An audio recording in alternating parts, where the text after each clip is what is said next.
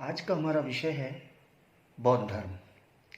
जैसा कि उल्लेखित है, 6ठी शताब्दी ईसा पूर्व वैदिक धर्म के अंदर जिन बुराइयों का समावेश हो चुका था, उन बुराइयों के विरुद्ध एक जो धार्मिक क्रांति हुई, और इस धार्मिक क्रांति में दो ऐसे क्षत्रिय राजकुमारों का महत्वपूर्ण योगदान माना जाता है। एक थे महावीर स्वामी, दूसरे थे गौतम बुद्ध। महात्मा बुद्ध, जिनके संबंध में कहा जाता है कि इनका जन्म लुम्बिनी नामक वन में हुआ था। इनके पिता शुद्धोधन, माता महामाया। जन्म से पूर्व इनके संबंध में एक भविष्यवेता के द्वारा ये भविष्यवाणी की गई कि राजा शुद्धोधन को जो पुत्र होगा वो या तो चक्रवर्ती सम्राट होगा या एक महान सन्यासी होगा। कहते हैं कि इनके जन्म के कुछ समय पूर्व ही इनकी माता को वन विहार की इच्छा हुई और वो लुम्बिनी नामक वन के अंदर जब विहार कर रही थी, उसी समय इनका जन्म हुआ। सम्राट अशोक ने जब कलिंग युद्ध के पश्चात जितने भी बौद्ध स्थल थे, तीर्थ स्थान थे, उन सभी की यात्रा की। उनमें से एक ये लुम्बिनी वन था। यहाँ जब ये आए तो इन्हें बताया गया कि ये वही स्थान है जहाँ तथागत का जन्म हुआ। सम्राट अशोक ने यहाँ पर एक स्तंभ लेख उत्कीर्ण करवा कर लगवाया, और इस स्तंभ लेख, जिसे रोमनदेही या लुम्बिनी अभिलेख के नाम से जाना जाता है, इस अभिलेख से हमें ये जानकारी प्राप्त होती है कि यहाँ पर तथागत का जन्म हुआ।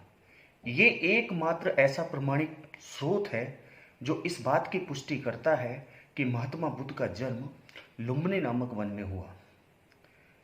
महात्मा बुद्ध के जन्म के कुछ दिनों बाद इनकी माता महामाया का देहांत हो गया।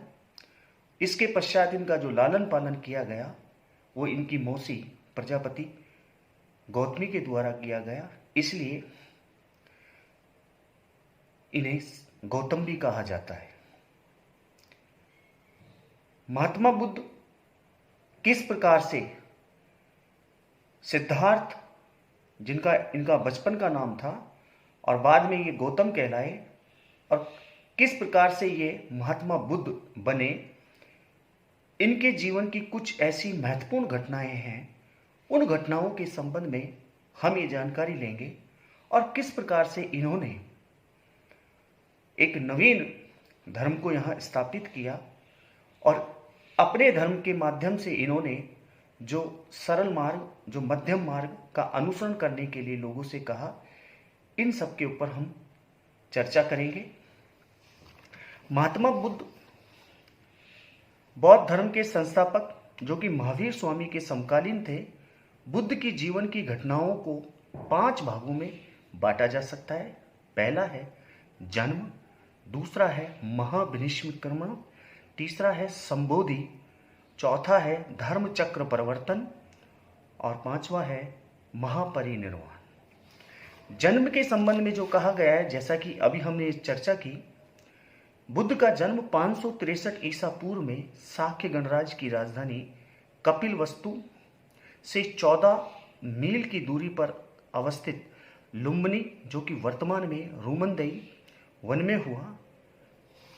यहाँ सम्राट अशोक ने एक स्तंभ लेख उत्कीर्ण करवा के लगवाया, जिसे रोमनदेही स्तंभ लेख के नाम से जाना जाता है। इसके अंदर लिखा है, हिंद बुद्धे जाते शाक्य मुनित हिंद भगवा जातती, अर्थात यहाँ शाक्य मुनि बुद्ध उत्पन्न हुए थे, वहाँ भगवान बुद्ध उत्पन्न हुए थे। ऐसा इस स्तंभ लेख के अंदर लिखा हुआ है। बुद्ध के पिता शुद्धोधन, जो कि कपिलवस्तु के शाक्य गणराज्य के प्रधान या गण राजा थे। बुद्ध की माता का नाम महामाया या माया देवी था, जो कि कोलीय गणराज्य की थी। बुद्ध के जन्म के 7वें दिन उनका देहांत हो गया। इसके बाद उनका लालन पालन उनकी महामाया की बहन महाप्रजापति गौतमी के द्वारा किया गया। बाद के बौद्ध ग्रंथों में कहा गया है कि बुद्ध के जन्म पर कालदेवल नामक एक तपस्वी एवं भविष्यवेता ब्राह्मण कौंडिन्य ने भविष्यवाणी की थी कि यह बालक या तो चक्रवर्ती सम्राट होगा या एक महान सन्यासी होगा, जिसकी हम चर्चा कर चुके हैं। बुद्ध के बचपन का नाम सिद्धार्थ था। गौतम गोत्र के कारण भी इन्हें गौतम कहा गया। सिद्धार्थ की कुमारोचित एवं क्षत्रियोचित शिक्षा का उचित प्रबंध किया गया। शीघ्र वे तीरंदाजी, घुड़सवार एवं मल्ल विद्या अन्य सभी विधाओं में वो निपुण हो गए। इसके पश्चात जो अगली जो घटना बताई गई है वो है महाविनिष्क्रमण। बचपन से ही सिद्धार्थ अंतर्मुखी एवं चिंतनशील स्वभाव के थे। अनेक लोगों ने उन्हें अपने घर से दूर एक जम्बू वृक्ष के नीचे मननशील स्थिति में बैठे देखा। सांसारिकता के प्रति सिद्धार्थ के मन को उचटते हुए देखकर पिता ने उन्हें तमाम किस्म की सुख सुविधाएं एवं ऐश्वर्य मायाजाल से सम्मोहित रखने का प्रयास किया।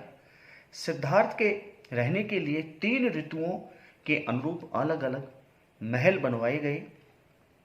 राजकुमार के भ्रमण के लिए झील झरनों से युक्त सुंदर बगीचों का निर्माण किया गया।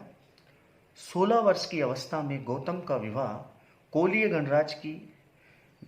गणराज्य के शासक की एक अत्यंत सुंदर राजकुमारी यशोधरा के साथ कर दिया गया।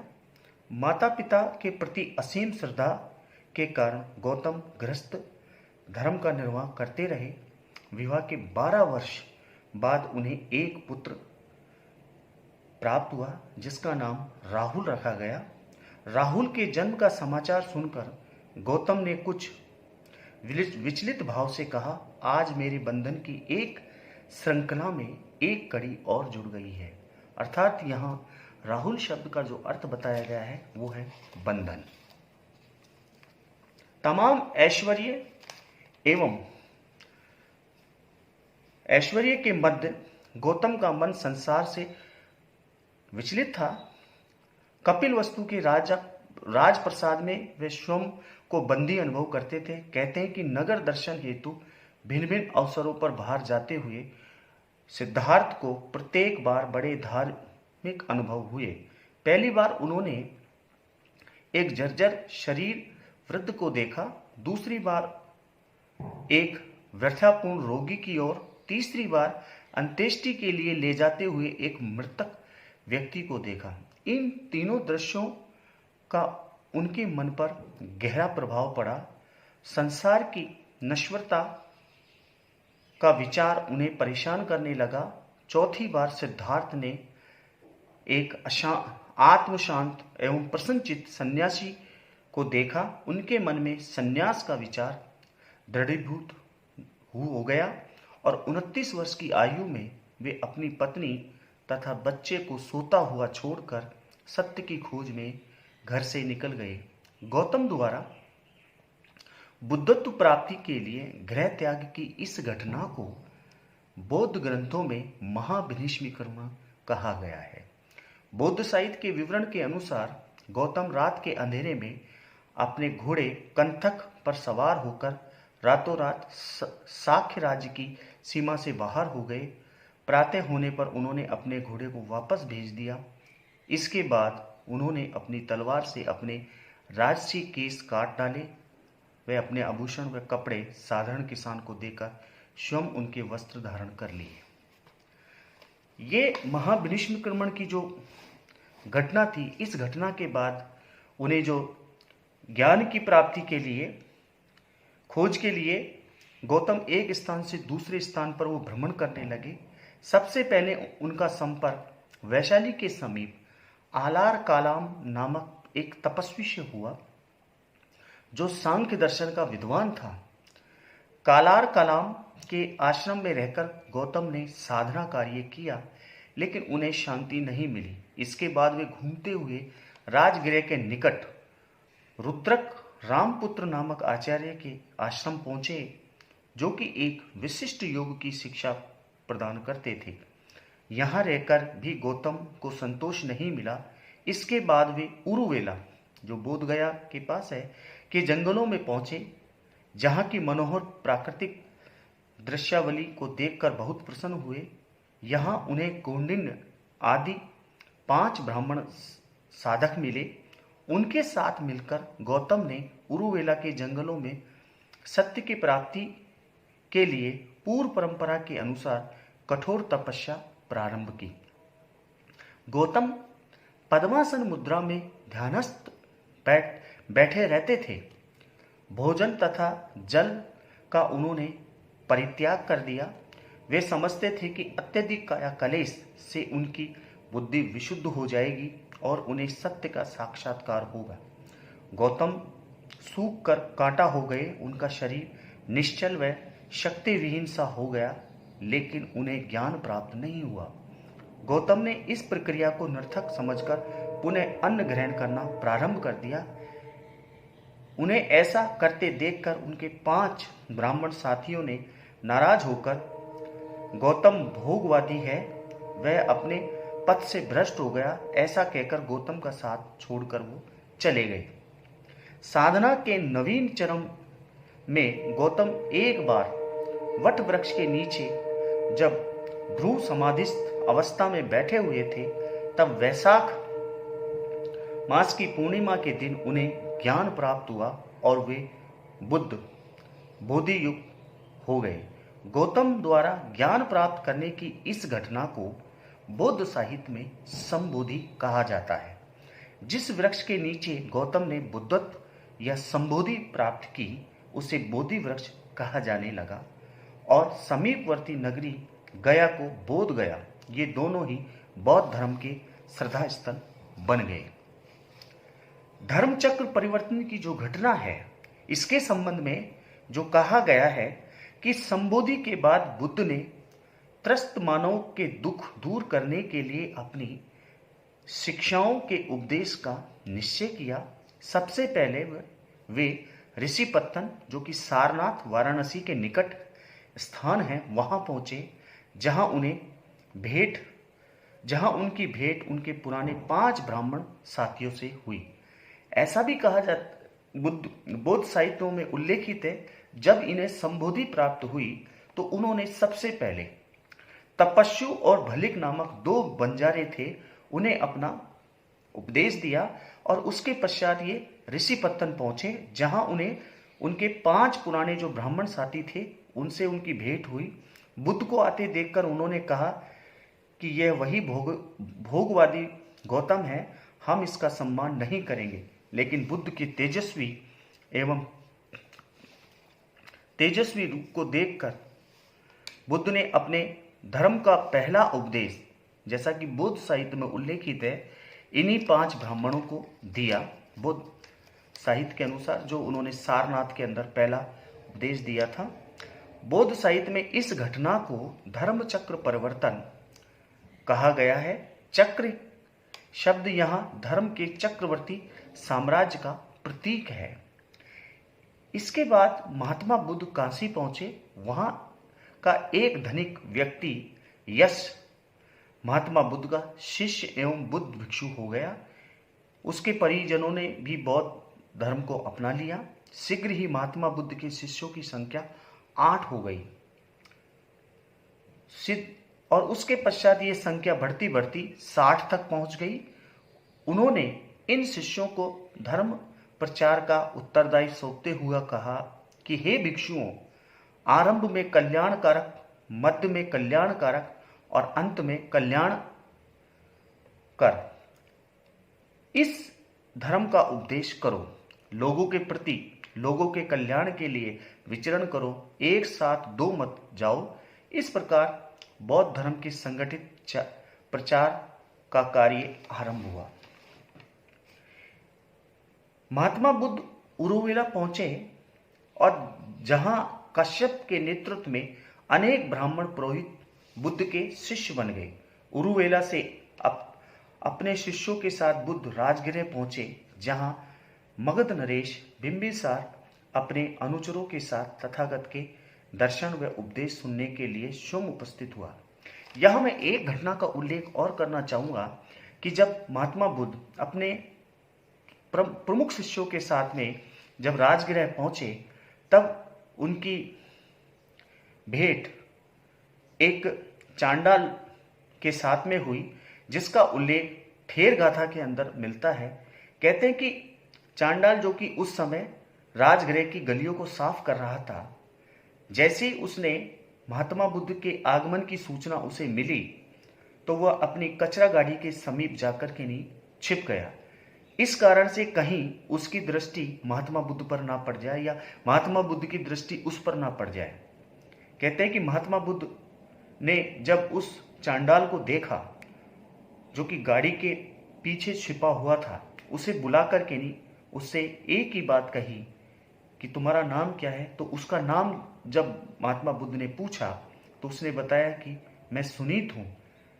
सुनीत नामक चांडाल को महात्मा बुद्ध ने अपने संघ के अंदर प्रविष्ट करवाया, और आगे चल करके ही यही सुनीत बौद्ध धर्म का एक प्रचारक बना, और उसे बौद्ध धर्म की शिक्षा के साथ साथ उसने बौद्ध धर्म के प्रचार प्रसार में अपना महत्वपूर्ण योगदान दिया।